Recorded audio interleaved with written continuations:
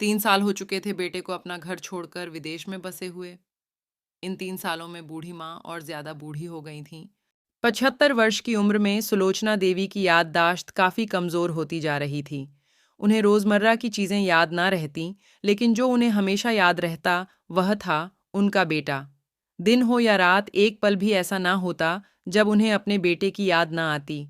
दूसरी तरफ बेटा था, जो साल भर में एक आध बार अपने माँ को फोन कर लिया करता और 1-2 मिनट से ज्यादा बातें भी ना किया करता। फिर भी यह बूढ़ी माँ टकटकी लगाए अपने बेटे का इंतजार करती रहती। एक दिन बेटे का विदेश से फोन आया। हेलो, हेलो, सुन रही हो ना माँ?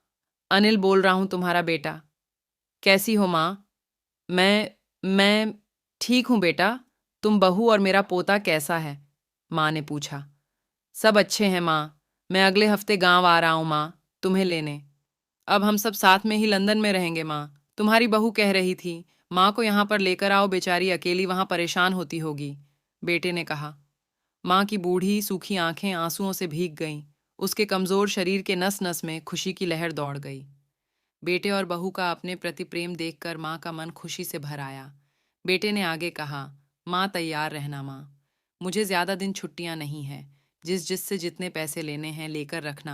तब तक मैं प्रॉपर्टी डीलर से बात कर लेता हूँ घर के लिए। घर के लिए? माँ ने पूछा। हाँ माँ, गांव का घर हमें बेच देना पड़ेगा। अब हम साथ में ही रहने वाले हैं, तो वहां पर घर रखने का कोई मतलब नहीं है माँ, बेटे ने कहा। बुढ़ापे की वजह से ठीक से चलने में असक्षम माँ ने पूरे मोहल्ले में घूम घूम कर अपनी इस खुशखबरी को सबको सुनाया। सभी को खुशी हुई। सबको लगा माँ जी के आखिरी दिन अपने परिवार के साथ खुशी से बीत जाएंगे। घर वापस आकर माँ ने अपने घर के कोने कोने को ऐसे देखा जैसे वह अपने दूसरे बेटे को देख रही हो।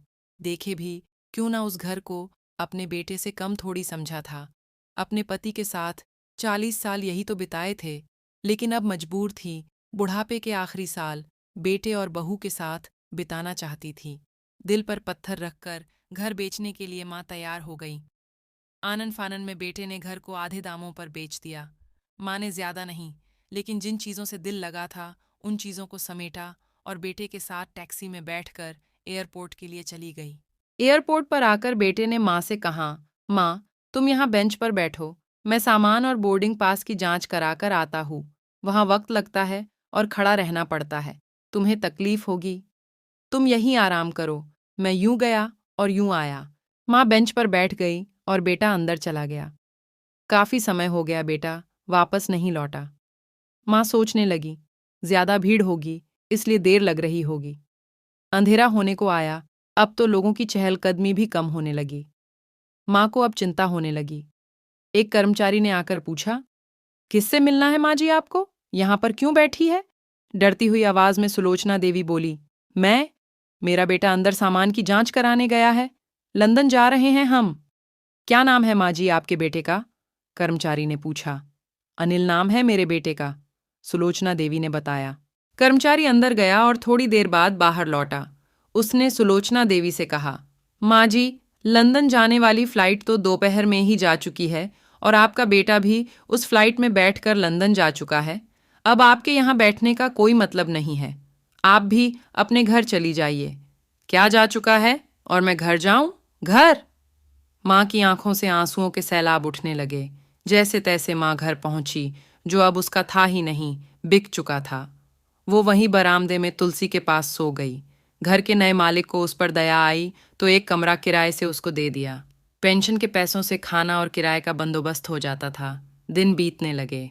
कुछ दिनों बाद घर के नए मालिक ने सुलोचना देवी से कहा, माँ जी, आप अपने रिश्तेदारों के यहाँ पर जाकर क्यों नहीं रहती हैं? इस उम्र में आपके लिए वही अच्छा होगा। अच्छा तो होगा, लेकिन अगर मेरा बेटा वापस आया तो उसका ख्याल कौन रखेगा? मेरा बेटा बहुत भोला है, उसे अपना ख्याल रखना बिल्कुल नहीं आता। मैं कहीं नहीं जाऊंगी, क्या पता कब उसे मेरी ज़रूरत पड़ जाए, माँ ने कहा। दोस्तों, सच बता रही हूँ, माँ की ऐसी बातें सुनकर मेरी आंखों में आंसू आ गए। किसी ने सच ही कहा है, पूत कपूत हो सकता है, लेकिन माता कभी कुमाता नहीं होती। दोस्तों, आप सभी से हाथ जोड़कर विनती करता हूँ, अपने माता पिता की जितनी हो सके सेवा करना। उनके साथ कभी बुरा बर्ताव मत करना।